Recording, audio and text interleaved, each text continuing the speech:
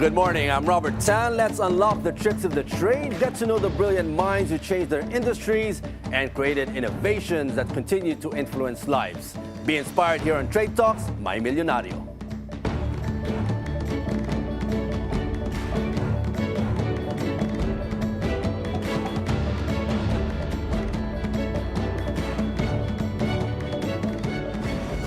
From a bold idea sparked overseas to building a wine brand in the heart of the Philippines, this is a story of timing, courage, and taking the risk when the future is unclear. This is the journey behind Flota Mil.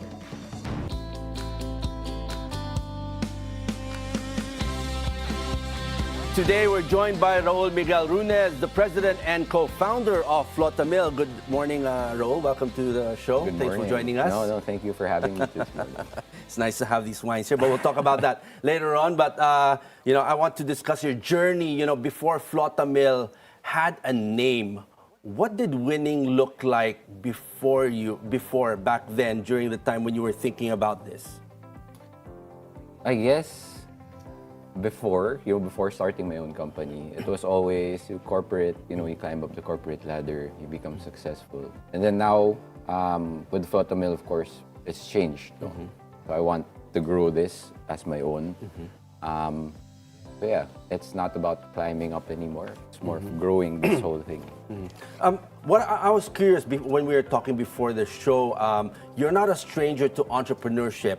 Your family is also in business. So how did that help with your family's business to having your own? I guess it sort of helped, no? It exposed me to exactly business. So my lola started the company, my grandfather, and he's also my role model. So yeah, I worked for the family company for a while, almost 5 years. And yeah, it was a good experience. It gave me, I guess, also what I need to start my own. They're not trying to reel you back in while you're doing your business today? Oh, there's still that, of course, but that's a different conversation. It's a different conversation. Now, take us through your life in Barcelona. You were taking your MBA when this aha moment of putting up a wine business, caught your eye. Now, what was the exact moment when you say, let's build this wine industry and bring it here to the Philippines? The exact moment actually was when I got a heart attack when I was in Barcelona. So studying my MBA, I suffered a heart attack, and it was in the hospital. There's a lot of, it's very cliche. People say, life's too short. But it really made me realize that life's too short. And so, I thought, yeah, why not start my own thing while I still can? How old were you when that happened? So I was 30 years old. Very young. Yeah. So I guess it's familial also. My father passed away from a heart attack, almost the same age, a little older. So yeah, it was at that moment in the hospital I was thinking, and I was like, oh, hey, parang I want to start my own business. At that moment, I didn't know it was going to be wine yet. So that would come later on when we were thinking of what we could do here in the Philippines. Take us through that moment, that struggle at a very young age. You said you had to have an operation and all that. What was going through your mind that time? And then, when you said you had that moment that I want to start something on my own because, you said life is short. You got to, do something that will validate what you're going through. What was I thinking then? Number one thought, everything just happened so fast. At first, I thought it was just parang hyperacidity. Because that was the feeling, no?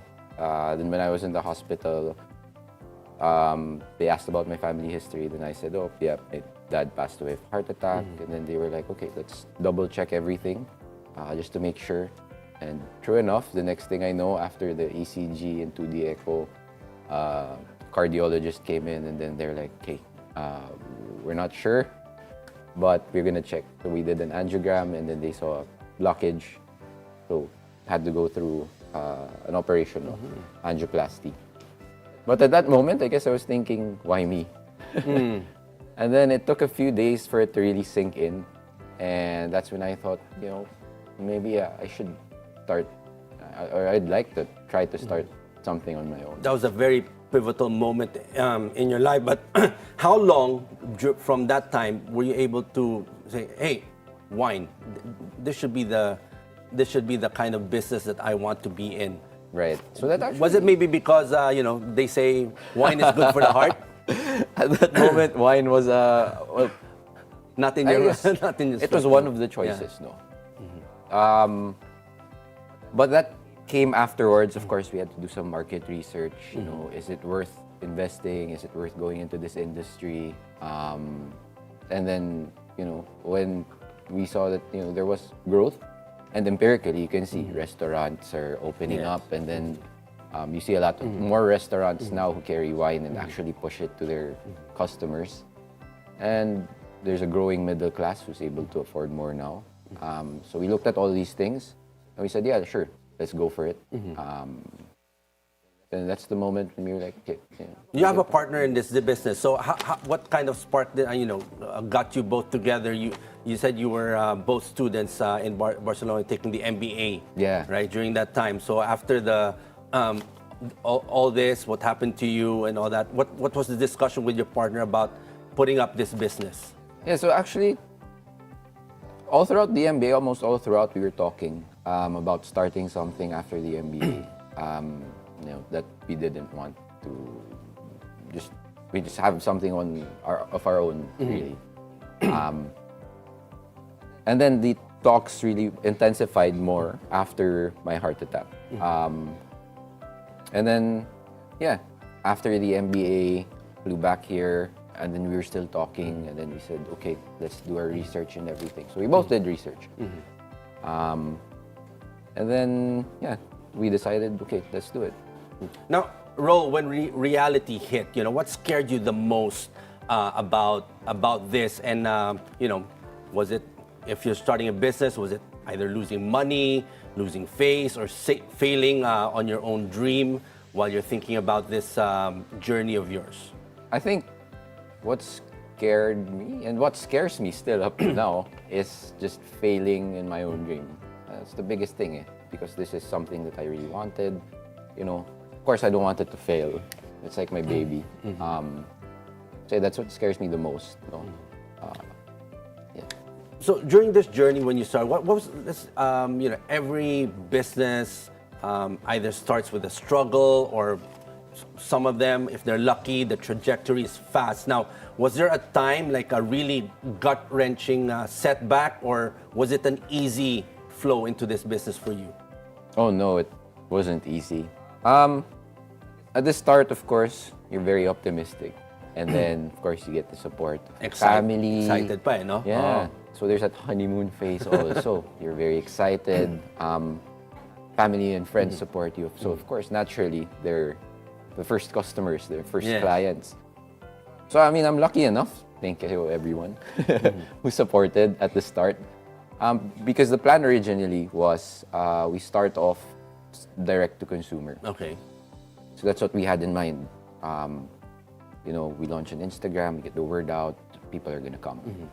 But, when reality hits you, it's like, whoa, it's not that easy pala to go direct to consumer. So we pivoted sort of after a few months, I'd say after half a year. When sales from family and friends was drying up. We had to pivot talaga, and that's when we talked, and then that's when we said, okay, look, let's do B2B. Let's target restaurants and hotels. We need that for more stable sales talaga. Because I mean, like, consumer preferences change. You're not sure that someone who buys a box of wine now will buy another box, let's say next week or next month. So it's very hard to predict. This could be their flavor of the week. Or next time. And then next time they'll buy something else. Or they'll go to your competitor. Exactly. Anyway, Raul, we still have much to discuss, a lot to unpack on your journey, and a lot of wine to drink later on. But we'll just take a short break. Trade Talks, we'll be right back.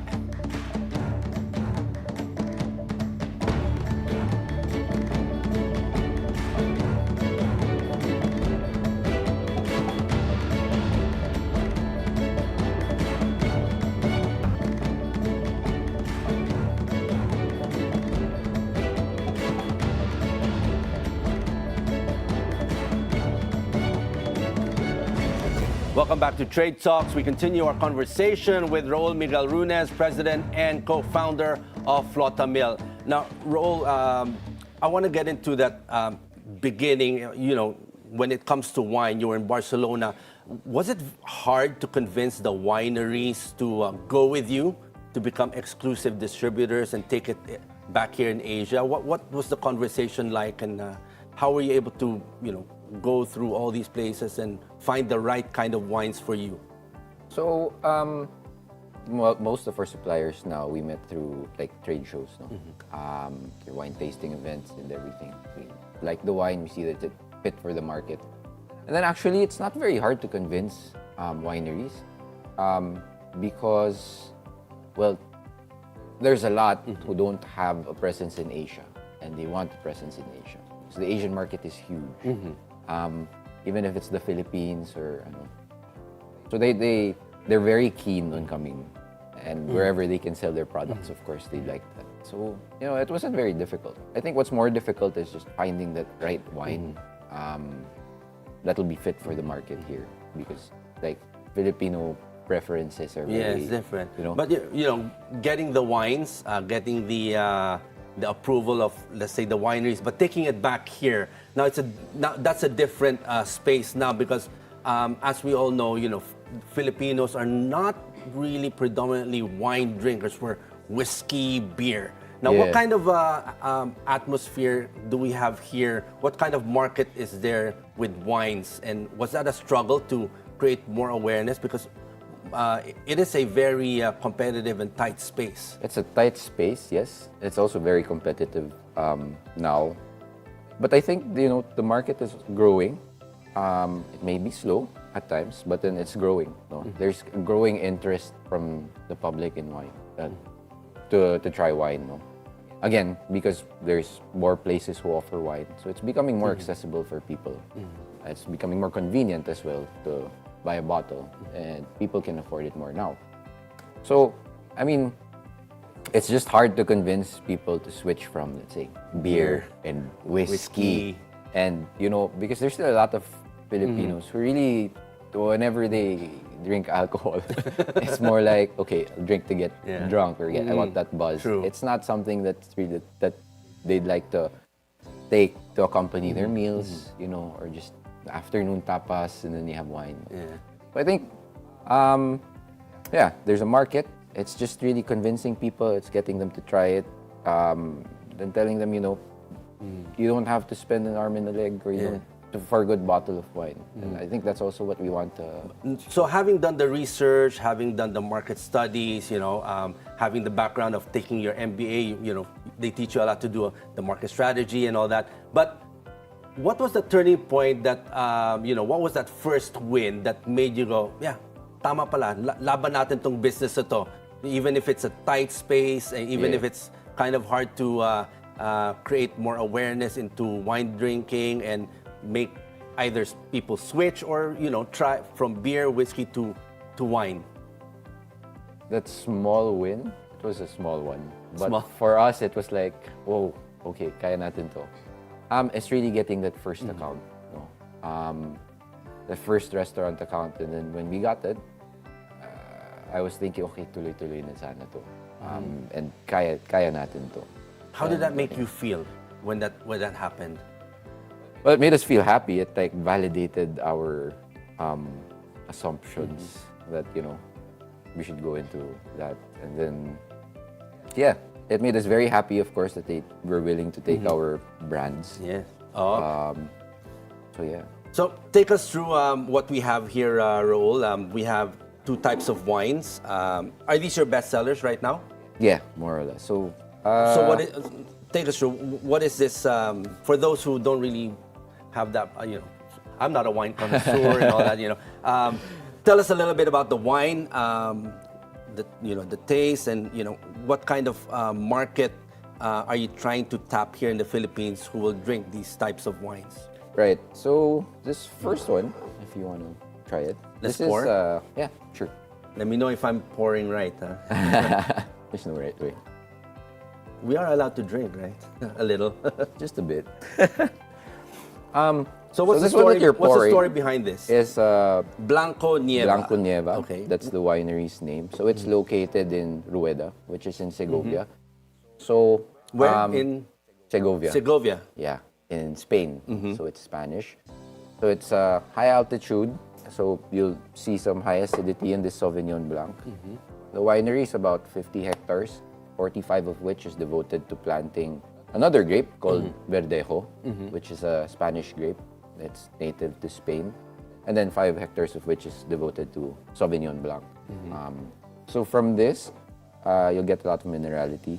Of course, high acidity because it's a Sauvignon Blanc. When you And say then- high acidity, more concentration of the grapes? like makes your mouth water more. Okay, let's say. So, cheers. Cheers. So, this is called Blanco Nieva from Segovia. So, what was the conversation like with trying to get them in? Yeah, it was pretty smooth actually. When we spoke to them, we said, we're interested in your wine. Would you be interested in having us as your distributors? It's And fruity, ah. It is. It's It's kind so of- you get a lot of tropical fruits, Yeah. no? Like pineapple. Not like the typical Banana. wine, talaga you feel the alcohol content. This is Yeah. a little bit more on the, is it, for whose palate is this for? I say for like experienced or newbie. In general, the wines that we tried to bring in, we wanted to be very friendly, beginner friendly, let's say, no? In terms of price Yes. and of course in terms of what they taste like. Because if you give someone something too complex, they might not be able to appreciate it, no? So, we Yung start alcoholic off content with- lang talaga. No, yeah, but for let's say a newbie who doesn't really want that alcoholic taste too much, no. So this is a little bit on the fruity side. Yeah, so like fruit forward kind of. Now, how do you choose? How do you and your partner choose which wines that would be good for the Filipino market? Because as you mentioned, people have different tastes. In Yeah. Europe, they have different tastes. Before, the go-to wines really French, Yeah. French wines now. But you have now the Spanish wines that you're bringing in here And into then, the Philippines. Yeah, people are more exposed now to other countries who produce wine. So the way we do it is, well, number one, we look at the taste profile. What's it like? So whenever we talk to a new winery, we ask them for samples, of course, and then they send us. We try them, then we try them out with a few friends to get their opinions also because they're the target market. But in general, we try to look for something that's more fruit forward, for wines that are more fruit forward, very easy to drink because the Filipino palate is more fruity. Yes. They Are you like trying things to also tap fruity. the younger generation, the Gen Z generation? We try, yeah, through some What's that like? events. What's that like? Is it a bit hard to tap that It's market? harder. So most of our clients are really more millennials and ano, it's tougher, I guess. Gen Z doesn't drink as much as we do. Now, I'm curious about the brand name that you have, Flota Mil. It means 1,000 ships. Now, in your own words, what does that really mean to you? What does it stand for in your life and also in the business that you're doing right now? So story behind that also. I wanted the name like Galeon de Manila, just reminiscent of the Yes, Manila because we galleon were, trade we with were Acapulco, by bringing the products Spanish. here. Yes, yes. But that name was taken, and then my partner came up with the name FlotaMil. So I said, "Oh, hey, that sounds nice." So yeah, I think it encompasses what we want to do also. Just not stopping with wine, but in the future, of course, we'd like to bring in other products, food products. Did you and your partner have to go back, relearn things, take lessons, how to become, a connoisseur of sorts, trying, so you'll be able to figure out which wines are good for who. I've watched a lot of, videos when you have to, mix it with what you eat. There's a certain pair it, type of yeah. wine that, so did you guys have to learn that? Yes, so I had to study. So I did my WSET level 2 and then level 3 also. So I'm now WSET level 3. So yeah, because there's so many finer like nuances in wine. It's not just okay, it's wine. there's There's a lot to so learn, many. no? Yeah, there's so many different grape varieties. Then depending on the region where it's from, Yeah. the taste changes, of course. So I mean, yeah. In terms of learning, I think you learn something new every day, Yeah. especially in the world of wine. And sometimes it does inspire you, right? You know, while drinking your wine. I don't know if you drink a lot. Anyway, Raul, you know, I wish we had more time to talk about more of your journey. But to close it out, what is the Milyonaryo mindset for you? The way you think, decide, and fight when everything is on the line. You know, going back, I didn't know about what happened to you. So, you know, something like that if it happens to someone, sometimes they just stop. But for you, you continue. It motivated you to start something. Yeah. So I think it's really more about perseverance and just having that never say die kind of attitude. And also, yeah, mostly perseverance, hard work, and of course, just staying positive all throughout. I mean, it's difficult. I mean, of course, you get some hardships, you land in difficult times, but then in the end, you're always going to come out a better person anyway. That's how I try to look at things. So, it might be tough now. As with anything, it's always going to get tough before it gets better. Well, it does change you, but from what we've been discussing about your journey, it changed you for the better, made you stronger, motivated you more, and hopefully those who are watching, entrepreneurs who sometimes just, you know, a small stumbling block, sometimes they just stop. You know, so, you know, that kind of inspiration that you have with your journey, I hope, you know, some of the entrepreneurs out there will take that to heart and also, you know, give them inspiration. Thank you, Raul, for, you know, sharing us your journey. Thank you. It was a hard road for you, but But we're here. you're here. And good luck, and hopefully we see more of your wines here in the Philippines and more people drinking wines. Thank you. Hopefully. Thank you. And that's our show today. Catch us again on Trade Talks My Milyonaryo for inspiring stories like these of entrepreneurs and innovators and the secrets to their success. I'm Robert Tan. Keep it here on BNC, the Bilyonaryo News Channel.